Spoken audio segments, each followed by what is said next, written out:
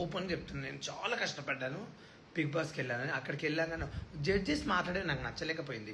నవదీప్ కానీ, బిందు మాధురి కానీ, అభిజిత్ కానీ, ఏమండి మీకు నోరు ఉంది, మీరు ఒక సెలబ్రిటీ, మీకు అవకాశం ఇచ్చారు, మాకేంది మేము చెప్పింది నడుస్తా అని చెప్పి మీరు అనుకుంటారు. అవమానం భరించడం కాదండి, పిలిపించి అవమానించారు నన్ను.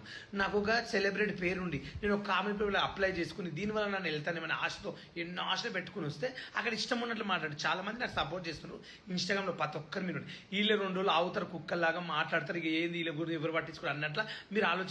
ఒక సాధన మనిషి ఏం చేయగలడు, పట్టుదల ఏందో మీకు చూపిస్తాను నవదీప్ గారు. నేను అనేది ఏందో నీకు చూపించి చూస్తా, అసలు నిన్ను మాత్రం వదిలిపెట్టండి ప్లీజ్. నాకు మాత్రం న్యాయం జరగాలి, బిగ్ బాస్కి వెళ్ళాలి, నాకైతే సపోర్ట్ చేయండి అబ్బా ప్లీజ్. ప్రతి ఒక్కరికి చెప్తున్నాను నేను, ఉప్పల్ వాళ్ళని ప్లీజ్ ప్లీజ్ నాకు సపోర్ట్ చేయండి.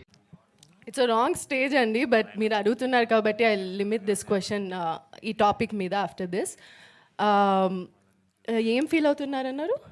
చాలా టఫ్గా అంటే హర్టింగ్గా మీరు కొన్ని రెస్ట్రిక్షన్స్ పెట్టి మాట్లాడుతున్నారు అని ఉప్పల్ బాలు అని ఒక 4-5 కంటెస్టెంట్స్ బయటకు వచ్చి చెప్పడం జరిగింది. లుక్, మీ ఆల్రెడీ షో ఎయిర్ అయింది నిన్న రాత్రి నుంచి, మీరు చూస్తే మీకు అర్థమవుతుంది. యాజ్ జడ్జెస్ అక్కడ మేము డిఫరెంట్ కైండ్ ఆఫ్ రియాక్షన్స్ని చూడాలనే మమ్మల్ని అక్కడ పెట్టారు.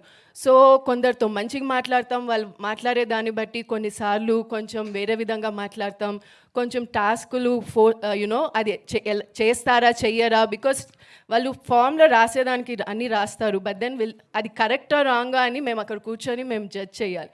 సో అలాంటి టైంలో డిఫరెంట్ వేస్ మేము మాట్లాడతాం, క్వశ్చన్స్ అడుగుతాం. అది డిఫరెంట్గా బయటికి ఎలా వెళ్తుందో తెలియదు. ఎనీవేస్ షో ఇప్పుడు ఎయిర్ అవుతుంది కాబట్టి చూస్తే మీకే అర్థమవుతుంది, అలా ఏం లేదు. ఓకేనా, థ్యాంక్ యూ. ఓకే, విశ్వదేవ్ గారు.